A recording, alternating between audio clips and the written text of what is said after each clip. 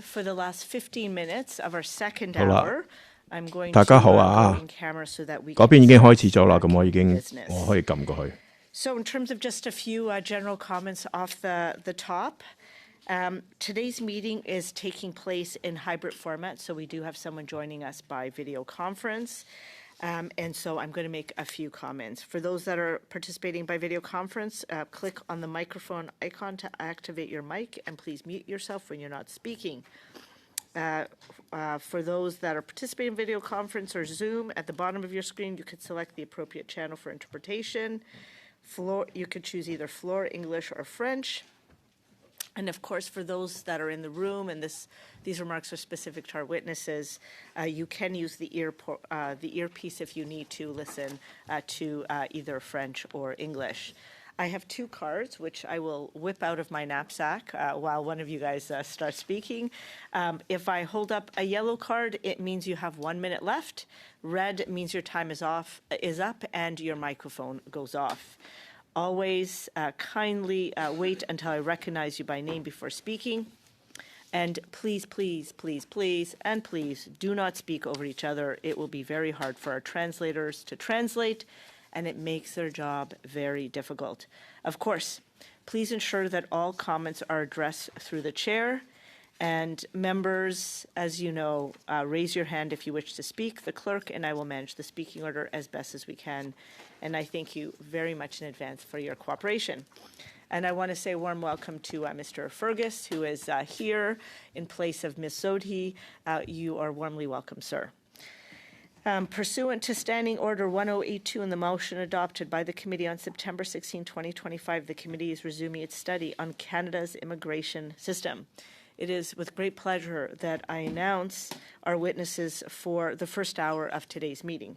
As an individual, we have Mario Bellissimo, lawyer, certified specialist, Bellissimo Law Group Professional Corporation. I don't think that you are, I think you're someone that's well known to this committee, sir. And so welcome to you. Hong Kong Watch, from Hong Kong Watch, we have Aileen Calverley, co-founder and chair. Welcome. And Stats Canada, we have Laurent Martel, director for the Centre for Demography. Welcome. And then via video conference, we have Ron Gravel, Director General, and nice to welcome you as well. So each of you, so each as Mario, Hong Kong Watch, and Stats Canada will have up to 5 minutes each for opening remarks, after which we will proceed with rounds of questions. So I'm going to ask Mr. Bellissimo to start us off for 5 minutes. Thank you, Madam Chair, Vice Chairs, honourable members. It's a pleasure to appear again today before the committee. So Canada's immigration system stands at an inflection point. It faces many challenges. Those specific to my comments today include over 2 million applications pending and processing times extending into decades. The absence of timely communication, no redress for minor issues, and years of digital stampedes have created cascading effects, duplication, declining transparency, and mounting pressure on tribunals, courts, and Parliament itself. These problems point to a widening gap between policy ambition and administrative capacity and delivery. IRCC has made real progress through digital transformation, client service reforms that reflect genuine commitment. The issue, however, is not commitment or dedication, but architecture and delivery. So this study arrives at a pivotal moment. Our brief that will hopefully be before the members once translated draws on the CBA's 2025 Law, Technology and Accountability Report, Reimagining Canadian Immigration in the 21st Century. It has 100 recommendations to strengthen governance, fairness, and transparency, a must-read for those committed to creating a new, co-creating a new way forward. And I encourage the committee to hear directly from the CBA. So our brief builds on that foundation as well as others, COSTI, CD House, TMU, Broadbent, and we put forward 10 fiscally realistic recommendations to make immigration delivery more transparent, predictable, and accountable. So at the heart of our proposals are two imperatives often seen as competing, but in fact complementary: facilitation and enforcement. Facilitation will demand a new ethos of communication transparency and timely delivery at IRCC. Enforcement must be firm but proportionate, focused on integrity and not control. Bill C-212, the Strong Borders Act, illustrates the risk of overcorrection. It consolidates broad executive powers without adequate parliamentary oversight and clear procedural safeguards. It does risk deepening the very stability it seeks to correct, with serious consequences, including constitutional vulnerabilities. We call for more parliamentary oversight, widespread consultation and collaboration, a statutory immigration ombudsperson, so applicants, for example, can seek redress without turning to the federal court simply to learn at what stage their application is at. We also urge binding service standards through the Services Fee Act, a universal expression of interest model to transparently align application intake with delivery, ending the cycle of runaway inventories, security check delays, and siloed decision-making. For example, families in need of care for elderly loved ones should not wait years for the support to live with dignity. We cannot allow false narratives around immigration to take hold. We must better communicate the essential role that immigrants play at every level of our society to push back against division, hate, and otherness. Parliament should link levels to indicators in housing, healthcare, and labor while ensuring the vitality of Francophone communities across Canada, preserving both growth and cohesion. Also, we make suggestions towards an enhanced refugee system that will protect humanitarian commitments while reinforcing timely border integrity.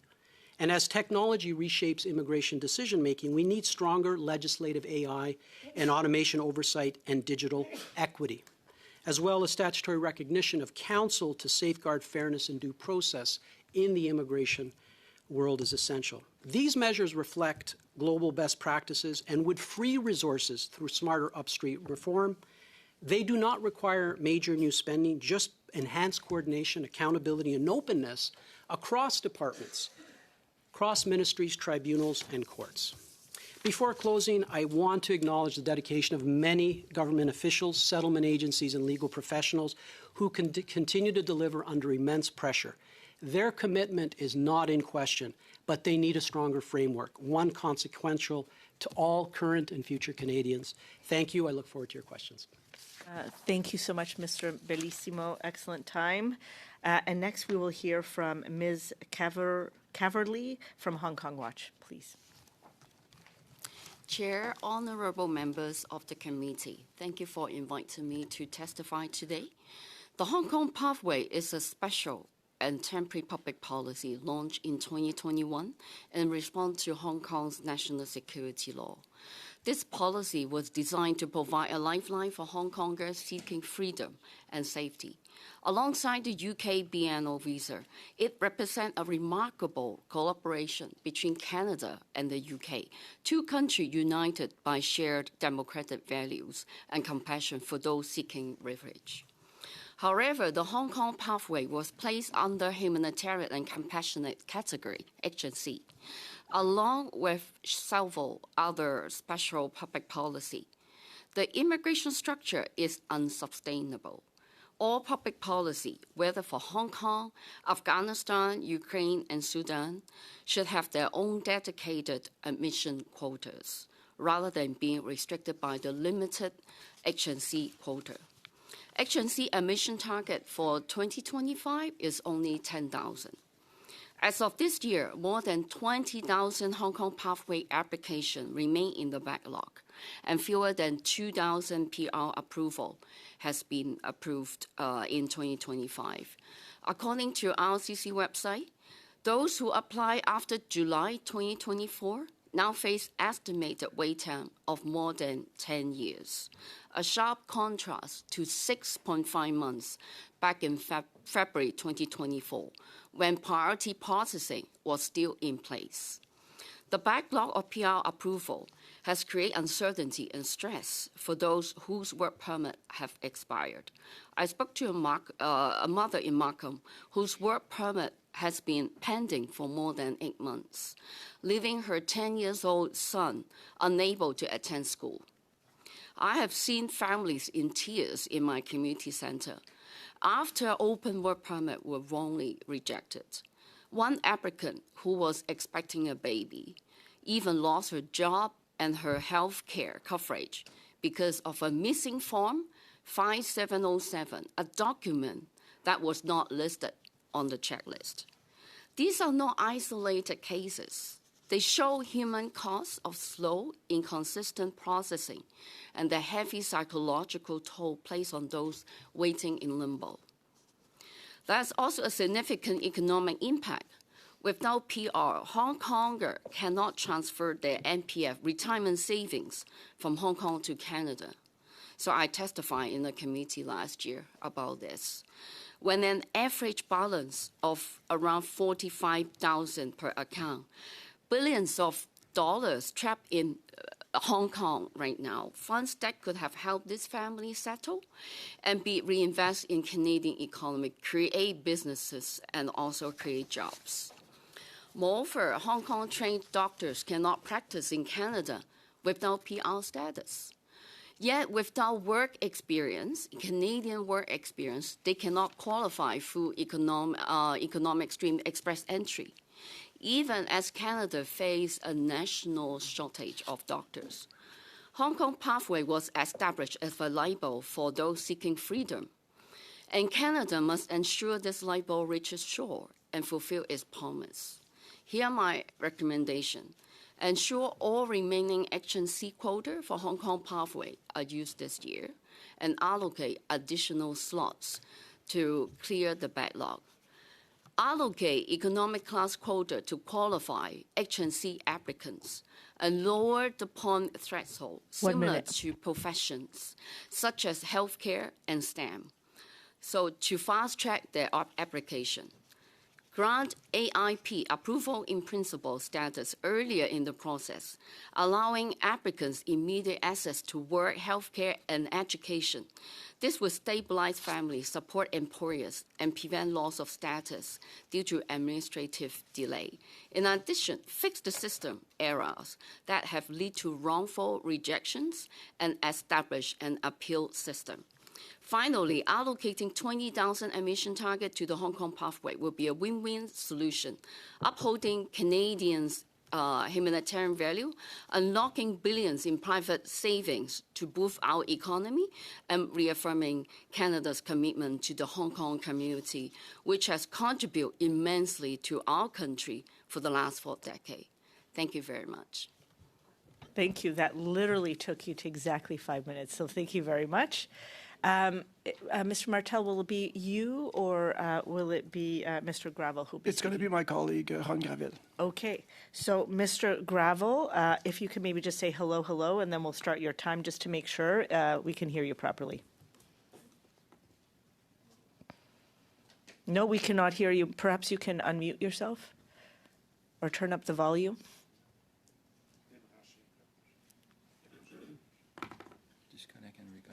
Disconnect and reconnect. Say a prayer.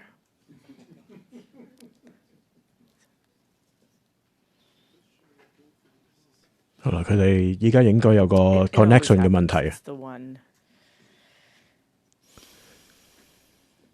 頭先阿 Aileen 咧就講咗舊年咧，佢其實咧都上過去呢個CIMM 嗰度作供噶啦。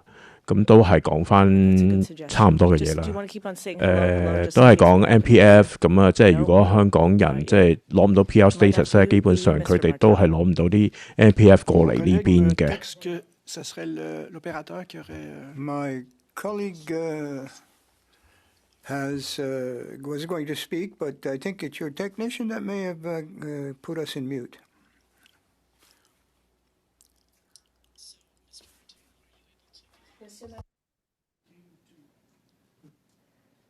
I am currently looking to the speech. I will call to my colleague Ron Gravel maybe to send it to me. I should be able to find it somewhere. Let me finalize this. 有人問 Michael Ma 係咪現場啊？咁我依家呢個 Y shot 見到佢喺度嘅，咁佢係移民委員會嘅一份子啦。佢哋仲喺度搞緊啲 technical 嘅嘢啊！即係因為有個網上嘅證人啊，咁啊即係需要講嘢，咁佢哋好似未係好駁得到佢。出嚟咁樣。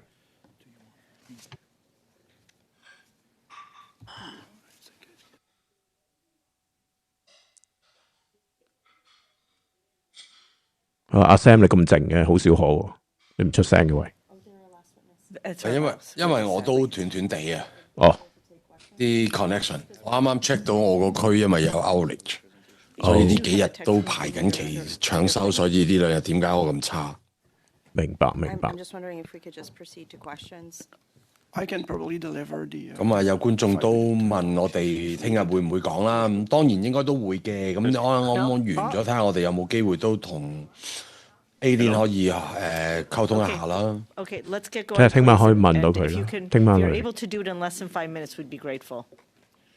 Okay. Thank you very much for this invitation to contribute to your immigration, to the work on immigration and citoyenneté. À titre d'agence statistique nationale, le mandat de Statistique Canada est de recueillir et de publier des données et des analyses objectives et indépendantes. Statistic Canada is to provide data on population, including immigration. Immigration data used by our agency comes from several sources. Every 5 years, a population census provides a snapshot of the immigration population, which is a very important partner. We also do surveys and sampling throughout 5 years. Every 5 years, this allows us to get a better grasp on the immigrant population in Canada.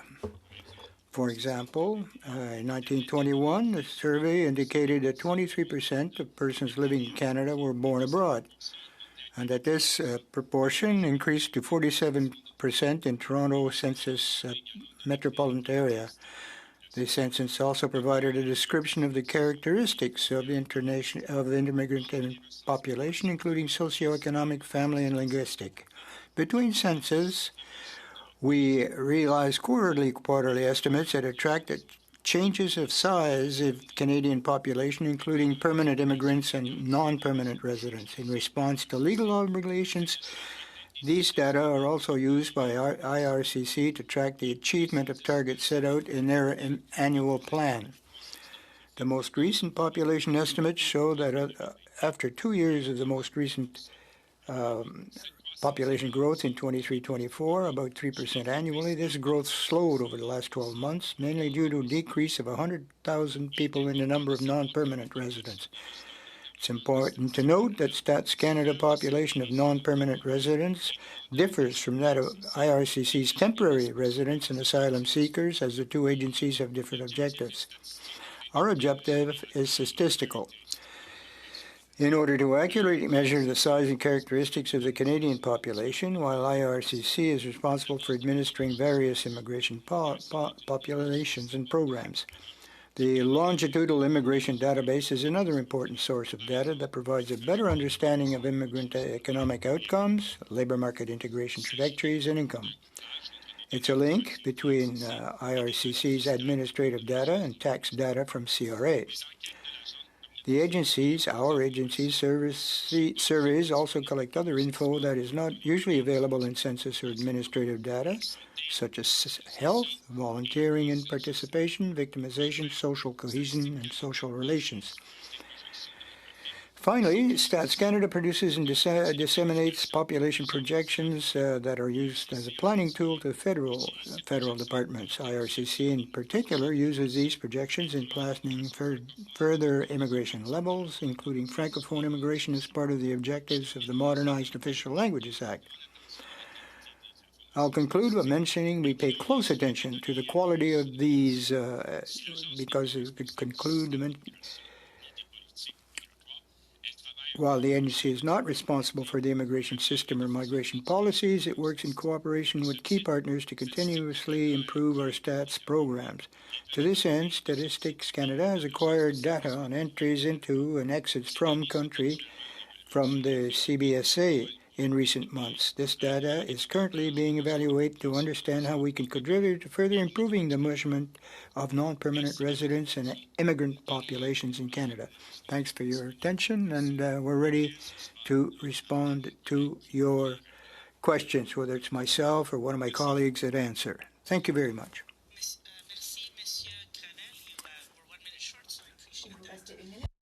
That I will say thanks to all of you for your remarks. We're now going to begin with the first round of questions, which will be a total of 6 minutes. So we start with Ms. Rempel-Gardner, please. Thank you, Chair. I'll direct my questions to Statistics Canada. And the broad topic is, as a legislator, trying to understand the data on which the government is using to set immigration levels, which I now understand will be embedded within the budget, the federal budget this year. To either rep from StatsCan, does your agency track how many temporary residents, I suppose you use the term non-permanent residents, does your agency track how many non-permanent residents access health care on an annual basis? Merci pour la question. Thank you for that question.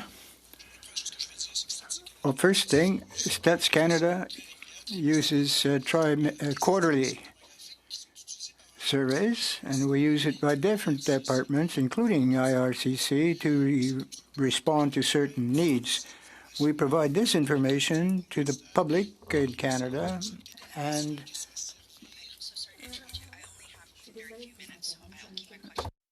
if you could answer, do you track how many non-permanent residents access Canadian healthcare or healthcare in Canada on an annual basis? Nous avons des différentes statistiques sur la... We have different statistics on health, hospitalization rates for various categories of the population. And in Statistics Canada, we don't have data available on the costs incurred for these services. How many non-permanent residents access health care? Like just numbers? No, I don't. You don't. Thank you. J'ai pas ces chiffres-là. Okay, it took me 2 minutes to get there. No, we don't have those numbers.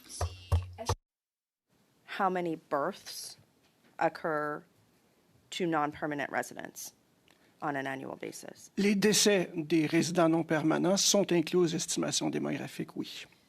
So, sorry, the translation didn't come through. Can we pause? Births from non-permanent residents are included in demographic estimates, yes. In estimates? And in the birth are recorded in Canada every year. Okay, yeah. So, and for non-permanent residents, this would be not visitors to Canada, this would be, okay. Exact. How many births occurred to non-permanent residents in the last year? J'ai pas le chiffre en tête actuellement. I don't have the number offhand, but I can't give you the information. Yes, we'll follow up with that. Yes, we will. Do you track how many individuals are currently in Canada on an expired work permit or visa? Le nombre précis, non. For a specific number, no. But people who are in the process of renewing these work permits are part of the calculation.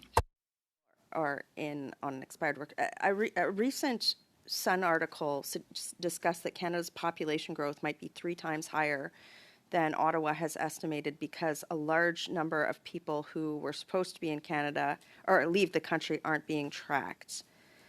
How hard would it be for your agency to get a list of expired permits from IRCC each week and run it against your entry and exit system? La base de données d'entrée... The in-country, out-of-country is a Statistics Canada. We do receive IRCC on a monthly basis, but weekly we don't have an agreement with between StatsCan and IRCC. There was an article on Blog Toronto. It cited a video that you were in that you said Canada's population is skyrocketing to 42 million people. Based on your analysis, does Canada have the adequate infrastructure to accept a continued level of temporary residence that we've seen in recent year. And by infrastructure, I'm talking particularly about housing and healthcare. And how would you know? Je peux répondre à cela que la croissance démographique du Canada en The population growth in Canada 23 to 24 was almost 3%, which is quite high when we compare that to other countries, which is a big challenge for the infrastructure in health and housing in Canada. A lot of analysis suggests that wage growth for temporary residents is quite a bit lower than permanent residents. Would that be a correct assessment based on your analysis? Je ne pourrais pas confirmer cette affirmation. Well, I can't confirm that, but we know that between 2020 and 2021, immigration numbers was in fact decreasing. Continued, based on that extrapolation, if Canada continued to accept high levels of temporary residents or residents that are unable to get credentialed, would that continue to be a drag on wages and as such economic growth? Je ne pourrais pas répondre à cette question-là. Ce que je Well, peux I dire, really can't answer that question, but the number of non-permanent residents which are admitted to Canada has been falling for the last 3 quarters, which, of course, modifies the proportion. Like year over year, or perhaps not year over year, but they're high for what Canada can support.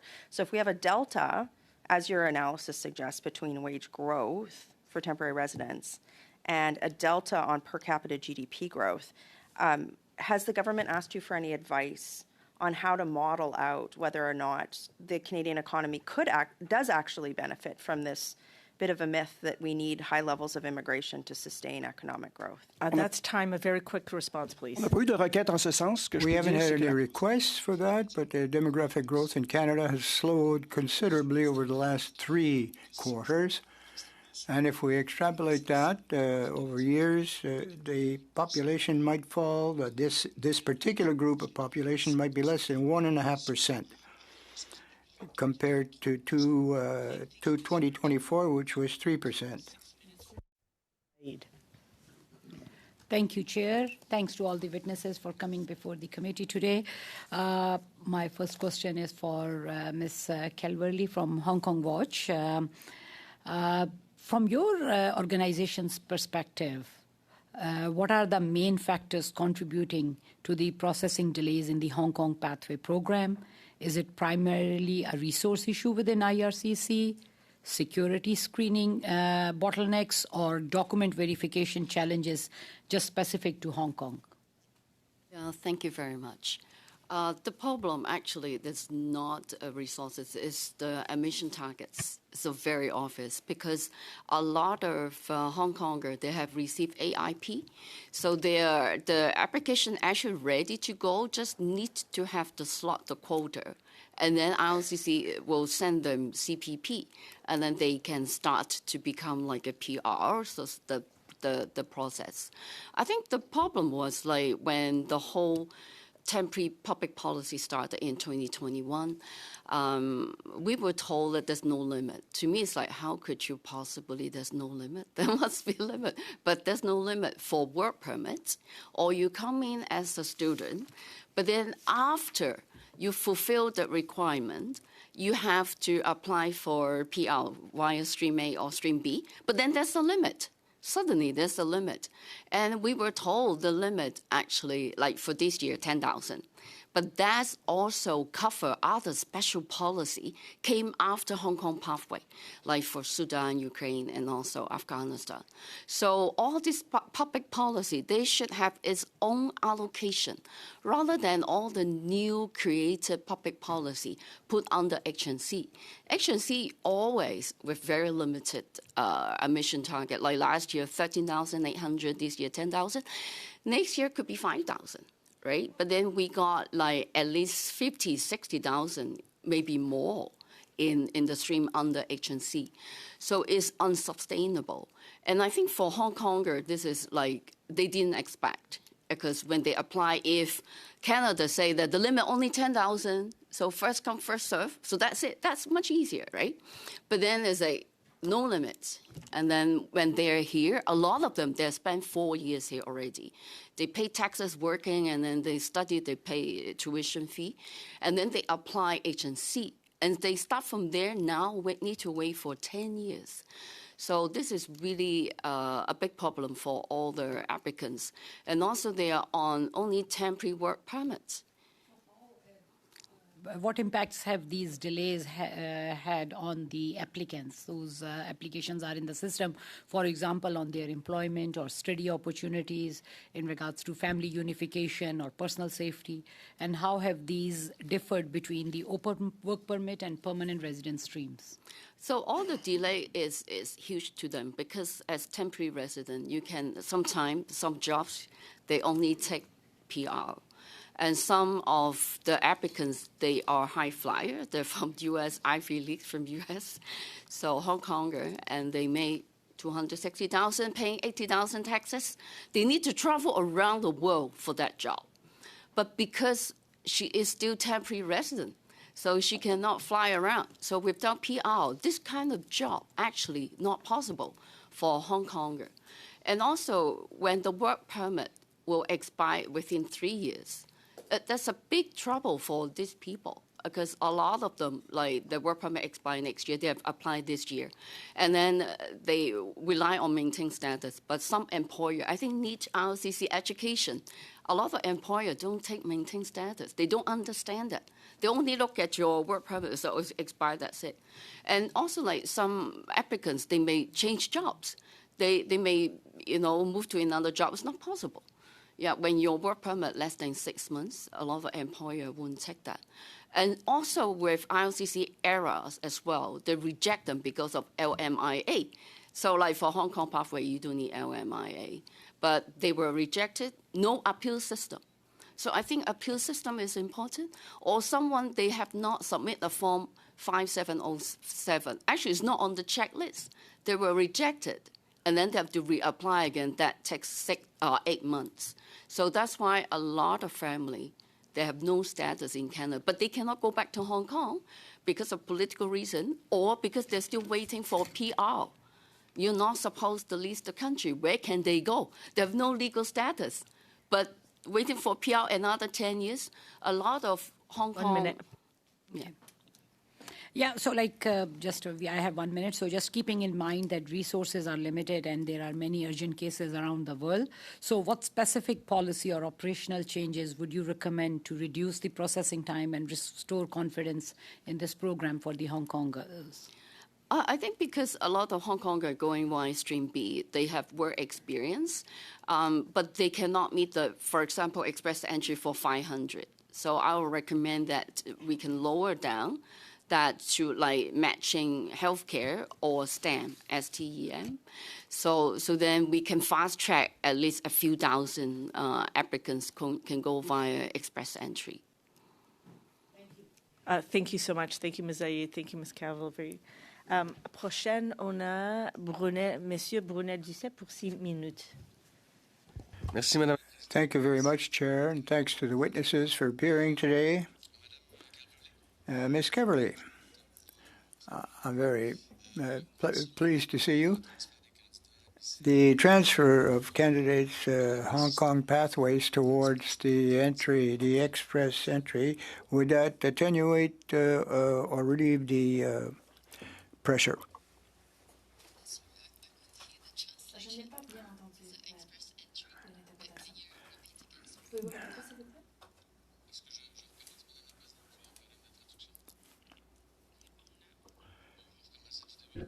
佢哋嘅傳譯系統有少少問題啊。我懷疑今日嘅網絡 The transfer of admissible Hong Kong pathway, would that towards express entry, would that be a partial solution to this problem? But this is the best solution because I understand that the leveling plan will be cut down, but maybe not economic. So, and also a lot of Hong Kongers, they can contribute economically very well, they're entrepreneurial. So I think, I understand quite a lot of them, they get points around 450. So like 2 years ago, you can go through EE, but now it's around 500. The point is very high right now.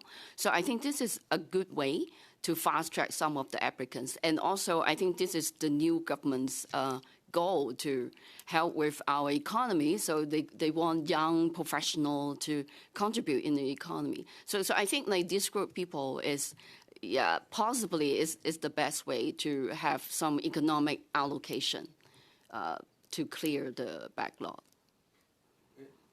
Vous parlez beaucoup d'impact économique. You mentioned economic impact quite a bit, and I concur with you. Perhaps you could tell us the significance of the Canadian economy. If one option would be that the points should reflect the contribution of the candidates, stability of employment, for example. Is that one example that you could use?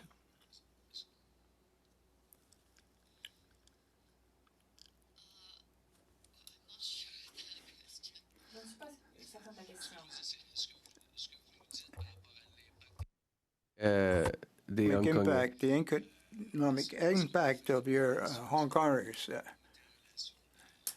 Can you associate the number of points to the economic contribution these people are making?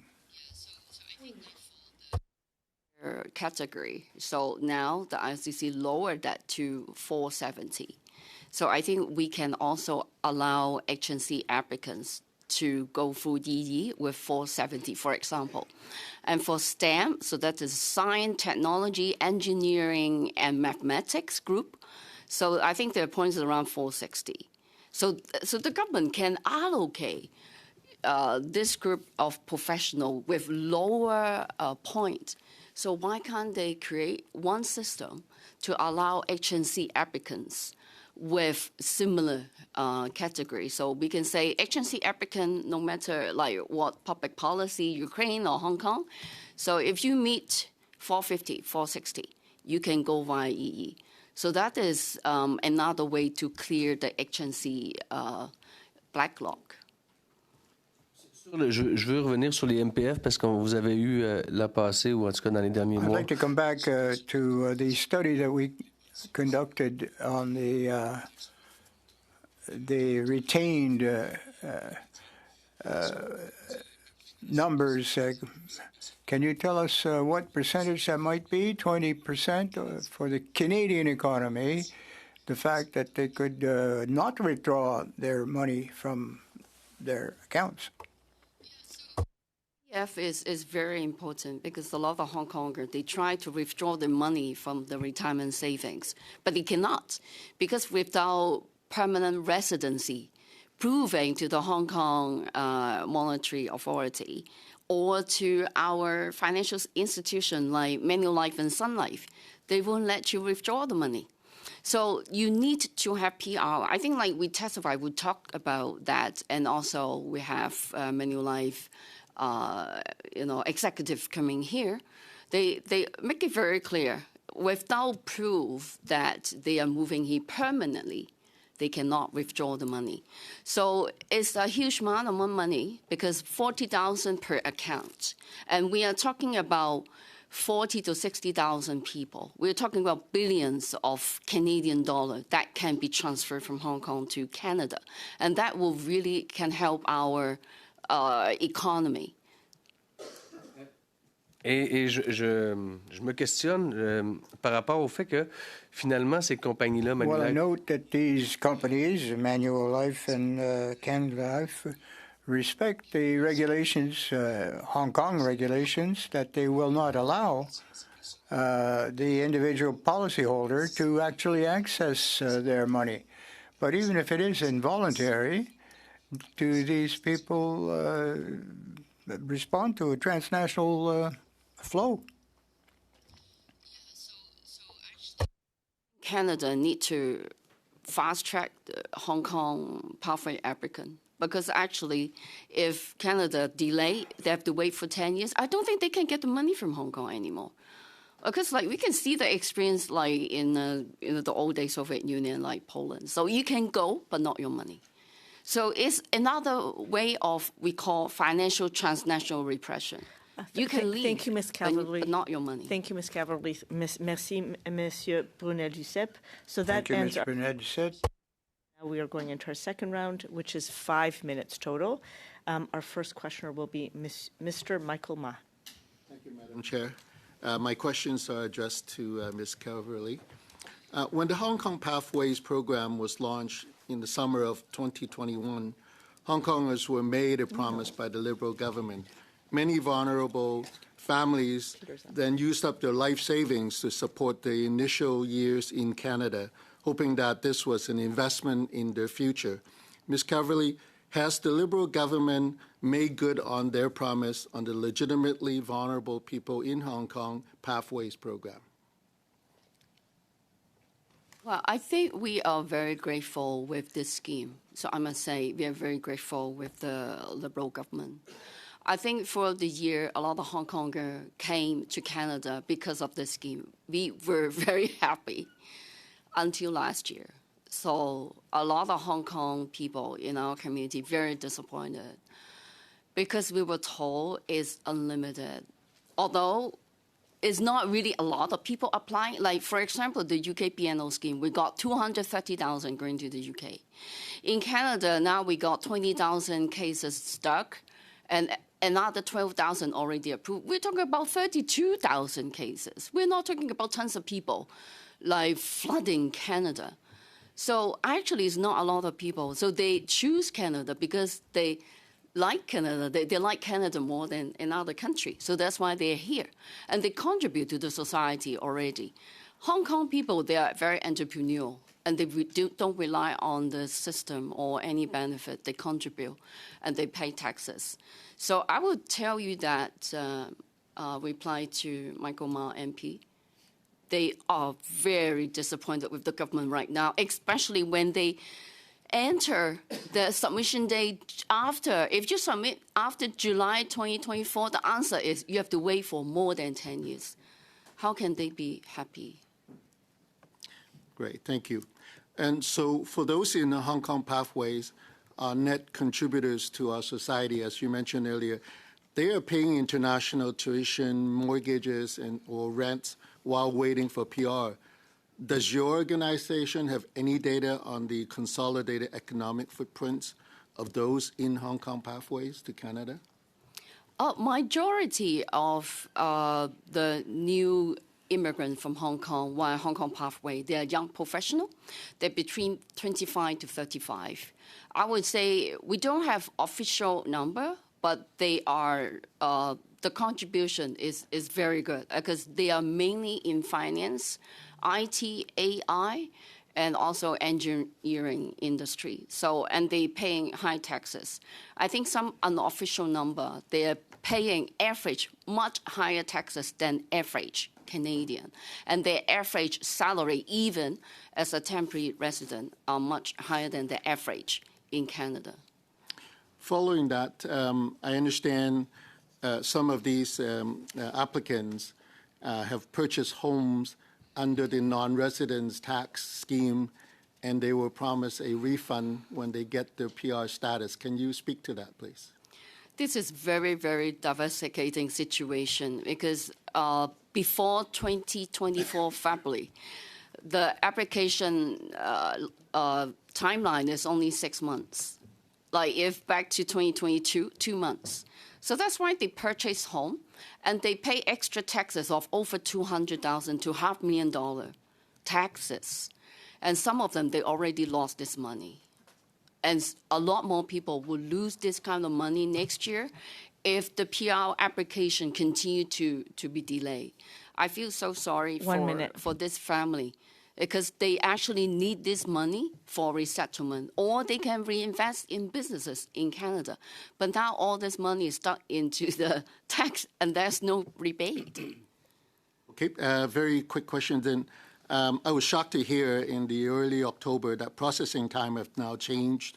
I think you have mentioned. So under this Liberal government, can you walk us through the substantial changes in your organization in terms of the processing times that you're seeing?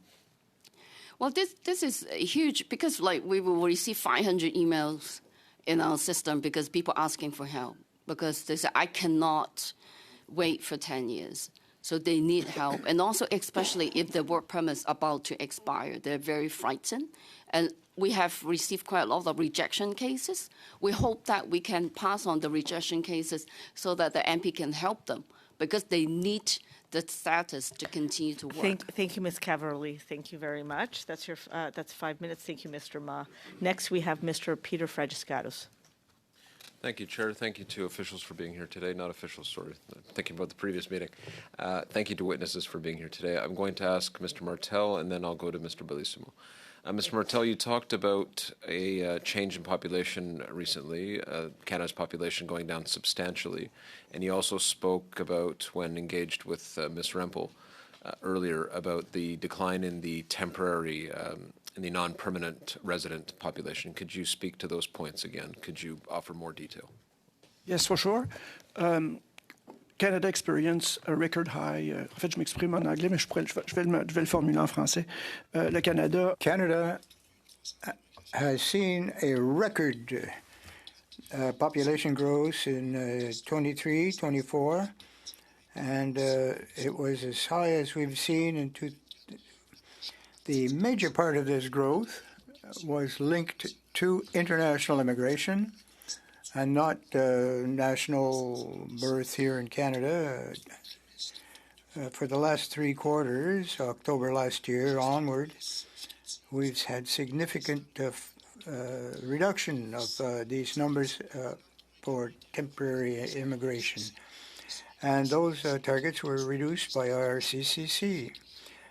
Based on a reduction of a global population in Canada.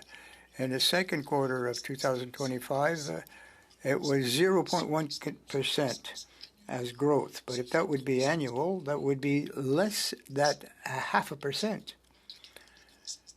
So the diminution of the Canadian population has really fallen in the last couple of months.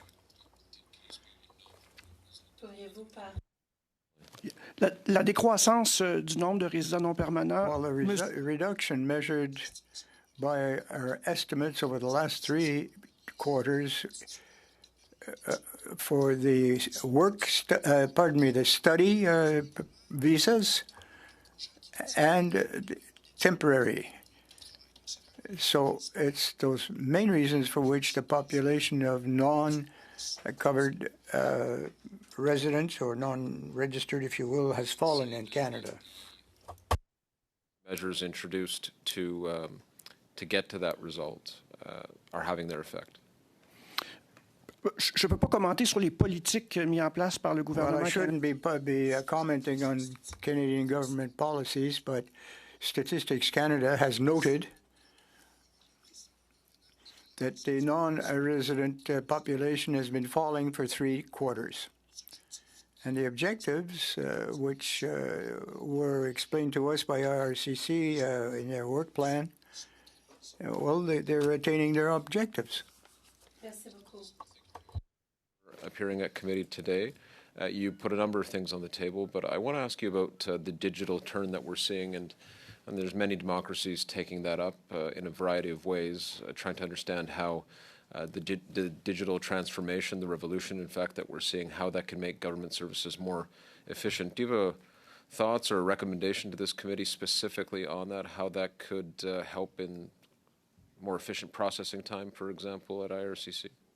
Yeah, thank you for the question. I think we can look at the European Union AI Act, as well as Italy just passed a comprehensive package.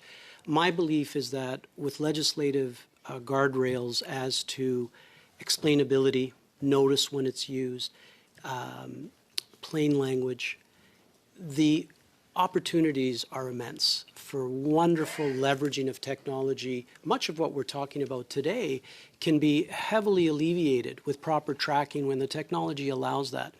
But if we do it without those guardrails, you now have things like algorithmic impact assessments and privacy impact assessments, which are wonderful.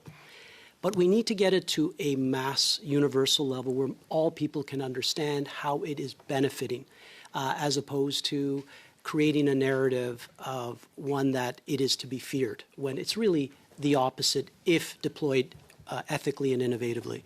Sir, I only have 30 seconds. I wish I had about 3 hours to talk to you about this. We'll have to follow up. But you would say then that Europe is ahead on this, and we can look to their models there. You mentioned artificial intelligence, and what you seem to believe is a balance, an appropriate balance between AI, but also ensuring that privacy is maintained, things are done efficiently and effectively, but ultimately in a way that's congruent with democratic principles. Yes, I think quick we have response, some good, please. Yeah, I think we have some good things in Canada, like the some of the soft law and directives, but I think we need to codify those so they have teeth. Thank you. Thank you so much, Mr. Bellissimo. Thank you, Mr. Fragiscaros. And now we have 2 minutes et demie à Monsieur Brunel-Duceppe. C'est à vous. Merci, Madame la Présidente. Monsieur Martel. Thanks again. Mr. Martin, could you tell us why the non-resident numbers were not available in 2018 to 2023? No, I really can't answer that question. 2018 to 2023, the numbers were not available.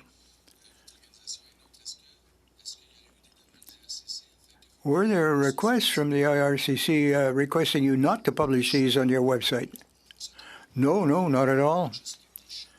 I know that there were certain changes in the processing used by IRCC, but I don't think that there was that kind of a situation between 2018 and 23. Well, the numbers were not made public. Well, listen, there are two items. I think I just understood the nature of your question.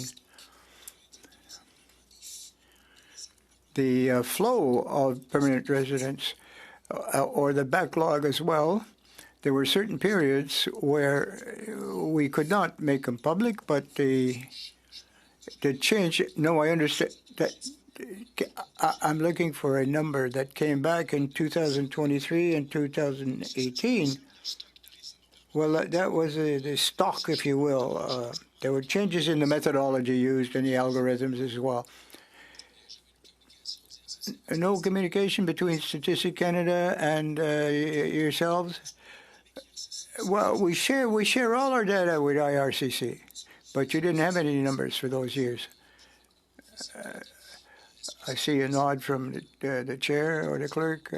Could you not table with the committee all the communications between the IRCC and StatsCan as to the publication of these numbers for non-resident, non-permanent? If we were to ask you, if we were to make that request, well, I suppose I could, yes. So we'd like to get the communications between Statistics Canada and IRCC as to the publication of the non-permanent residents between 2018 and 2023 at the request of the committee.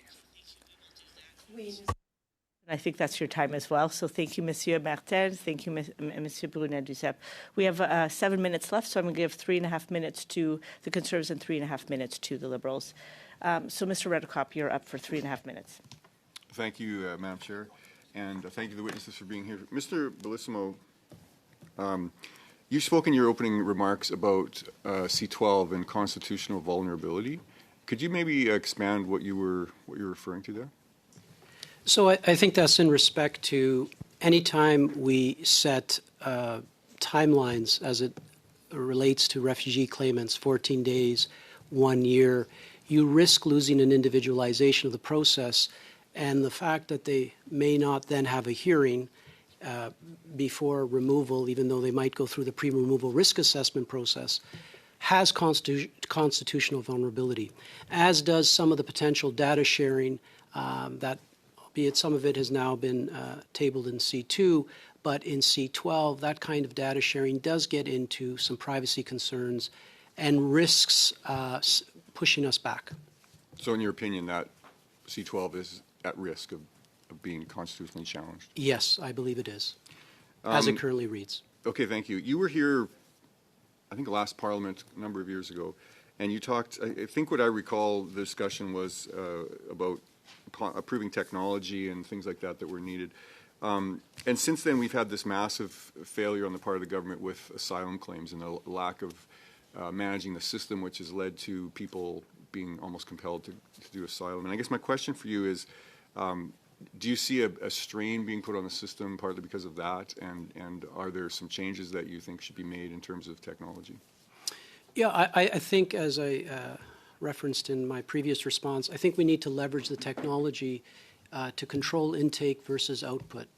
We can have wonderful policy ambition, but if it's not tied to administrative capacity and basically an operational ethos of communication, transparency, and facilitation, we're going to continue to have runaway inventory, disappointed applicants, and basically damage to our global brand. So I think there's a wonderful opportunity leveraging that technology to bring that to ground and move forward in a much more coordinated way. Part of the needs in a country like Canada is to be able to track people when they exit the country. Do you have any knowledge, or are you aware of any system that Canada uses to maybe track that, or do you think that Canada has the ability to do exit tracking? Yeah, 1 minute left. Yeah, they do have. They have an exit and entry system. They do track. CBSA is also developing a new tool called TCI, which is going to potentially use predictive analytics to determine could someone not comply when they enter Canada. These are potentially good initiatives, but we've learned from other countries like New Zealand when they've launched similar technology, it failed and it was found to not be predictive. It was found to be discriminatory. So if I could just interrupt and you could Sure. finish off just kind of explaining the dangers of using AI and some of the, kind of where you're going here. Like, what are the dangers of implementing some of that technology?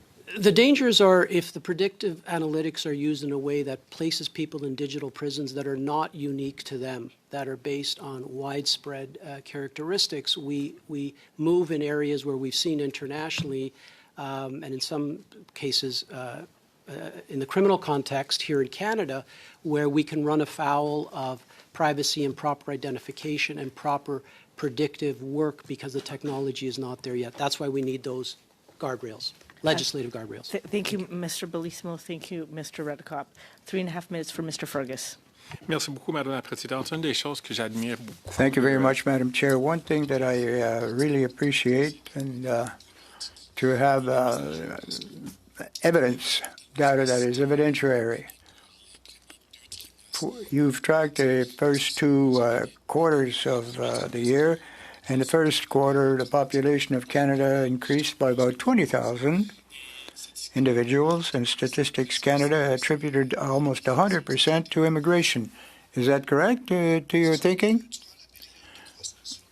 Well, during the very high growth of population growth, 97% of the growth was based on immigration. The contribution, the growth was about 72%. How many persons would that be?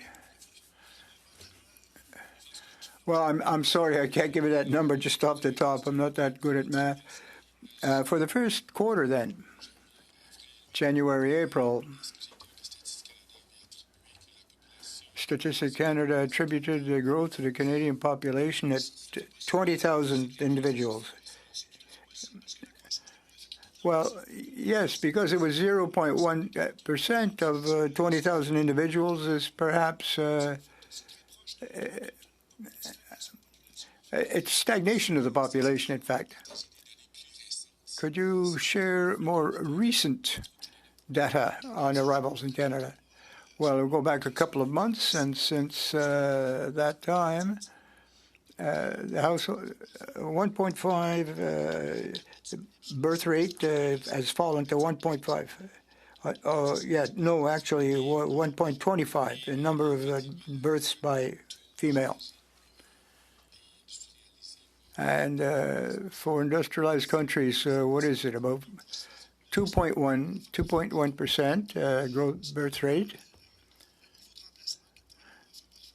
Well, the replacement rate is 2.2, so. And the rate for granting permanent residence was attached to the fertility rates in Canada.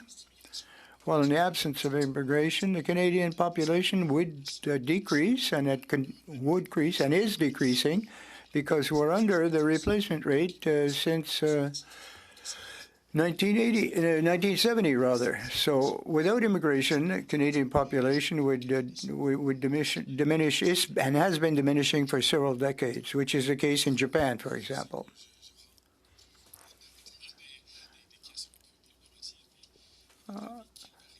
What variable or criteria should we be using then to try to reconcile numbers of entrants and immigrants to the rest of the population? Well, in my area of study in demography, we know that 3% increase looks to be very, very high increase in the population, and it causes stress on the infrastructures. Explain that? Well, that's the only way I can answer to the question right now. The levels of immigration at 3% is quite high in demographic terms, statistical terms. If we go back to 1%, that would allow a growth, demographic growth, which would not put an overburden on the infrastructure. Thank you. For their time and for their excellent testimony today and their patience in answering all of our questions. We are going to suspend for 5 minutes so the witnesses can leave, and we'll get back with a second panel.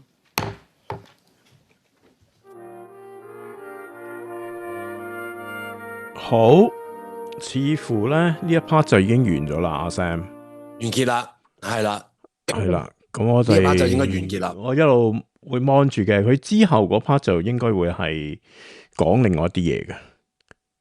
咁啊，呢個直播主要都係想俾大家睇到Hong Kong Watch 嘅 Aileen 啦，就點樣喺個移民委員會入邊同各位即係接受各位嘅議員嘅提問啦，解釋翻俾大家聽究竟香港嘅呢個 pathway 個情況而家係點啦。咁其實你都見到頭先啲觀眾都有講，都話其實 Aileen 都即係單刀直入㗎啦，答得到㗎啦咁樣。咁只不過反而就係譬如頭先你會根據見到有加拿大統計局嘅官員咁你就話事務數據啦咁樣。咁其實而家講真嘅，你香港人嗰個 pathway 嘅數字係一路都冇喺加拿大嘅統計局嘅數字上邊反映到嘅。所以等陣先啦，唔好意思。冇啊，佢嗰個 Stat Canada 嗰個人就真係咩數據都冇喺手嗰下。我哋啲觀眾話：佢係咪出嚟搞笑啊？咁樣都係喎。係啊，唔係佢乜都唔知咁樣，喂，做乜鬼啊？真係。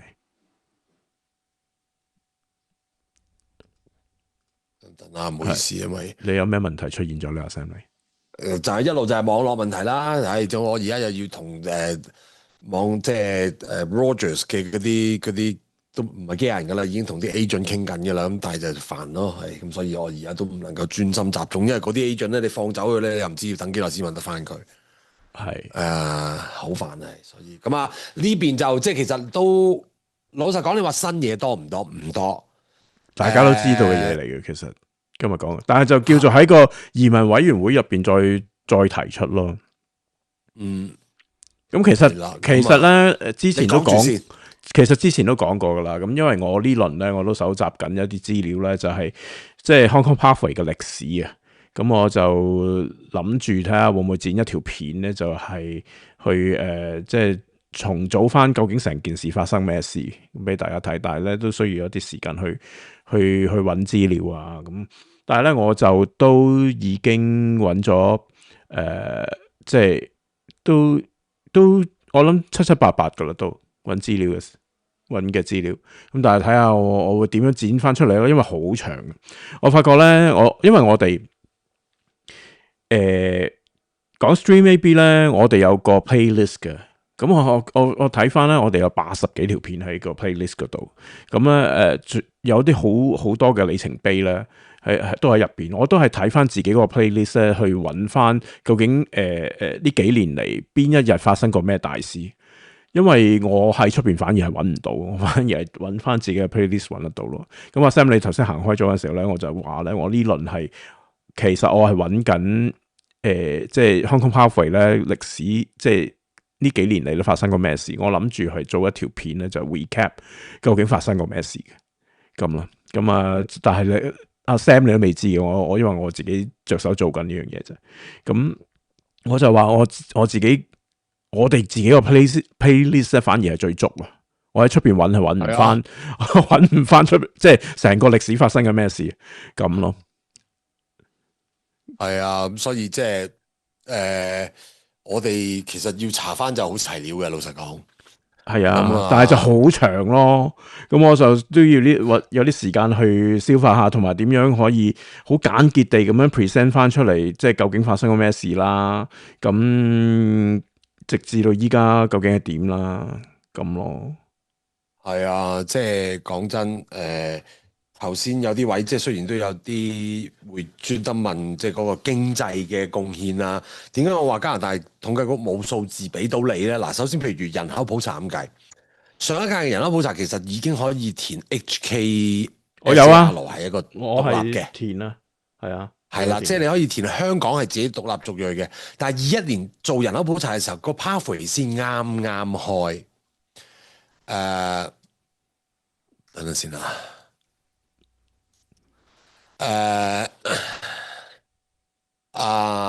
上次個人口普查係啱開嘛，係啦，1年個 pathway 啱開，所以基本上咧，你香港人嗰個比例咧係好難揸得緊嘅。咁當然啦，你 IRCC 應該係會有數據嘅，但係佢最多係有你入境數據啫。但係你入境咗入嚟啲人，佢哋散佈咗邊啲區域，佢哋嘅經濟效益，佢哋做緊咩工，唔會知㗎嘛。你唔會知啊！你最多譬如好似頭先 Aileen 講，其實我哋有啲長春藤畢業上嚟㗎，即係四圍遊走㗎。但係我就連 open work permit 都冇，或者甚至乎你而家你移民態度改變，拎住張 work permit 出入太多個 CBSA 都要問你嘅，咁你係好影響㗎嘛。同埋就係話你數據上面咧，其實我一路都有跟加拿大統計局啲數字嘅，我就有裝。佢個 apps 㗎，佢每日有 notification 打俾我，農業啊、工業啊、移民啊、教育啊，所有嘅數據佢會掉出嚟。但係我自己睇咗好幾年咧，我都發現去到一啲要好大嘅整合數據咧，基本上係你除咗啲按月個做嗰啲咩 CPI 啊、通脹啊呢啲咧，佢可以個月 update 俾你。但係你去到一啲譬如可能好特定嘅條件、項目、群族。收入呢啲咧，其實佢通常大概都係2年到嘅，都要2年時間到嘅。即係譬如你而家講緊呢一個嘅25年，其實你上加拿大啲統計嗰個數字大啲嘅 report 出嚟咧，通常都係數到係23年左右嘅啫，23年尾，可能 according to 23年嘅12月，可能有啲細啲嘅 report，佢可能會涵蓋得近啲。但係你要講到話香港人喺加拿大經濟上有咩貢獻呢？我覺得呢個係一個非常之大嘅數字嚟嘅。呢啲你係要經歷埋26年嘅人口普查。其實我自己睇落去一個希望呢，就係可以揾到就係21年嘅時候未有 pathway， 即係或者 pathway 唔多嘅人嘅時候，你個香港人喺加拿大經濟貢獻數字到26年。大量嘅人入嚟之後，唔好意思啊，等陣先，發覺係佢個 sound feed 有問題喎，佢冇聲喎，直頭我 reload 下先。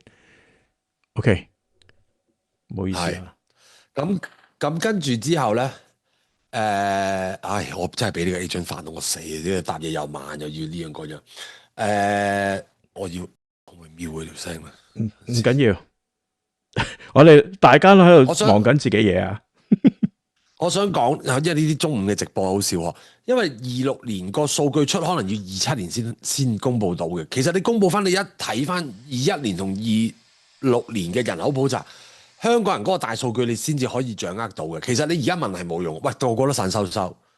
你有人係回流，你有人係行 stream AB， 你但係同時間都有人係行 EE 或者 SUV 其他唔同 self-employed 唔同嘅項目落到嚟，大家有人係一家4口，有人一個人一 pair，大家嘅生活省市又唔同，收入又唔同。其實你就算話你 HKPA 香港 Watch 可唔可以做？我都係嗰句啦，叫大家聯署都係得10000零人啫嘛。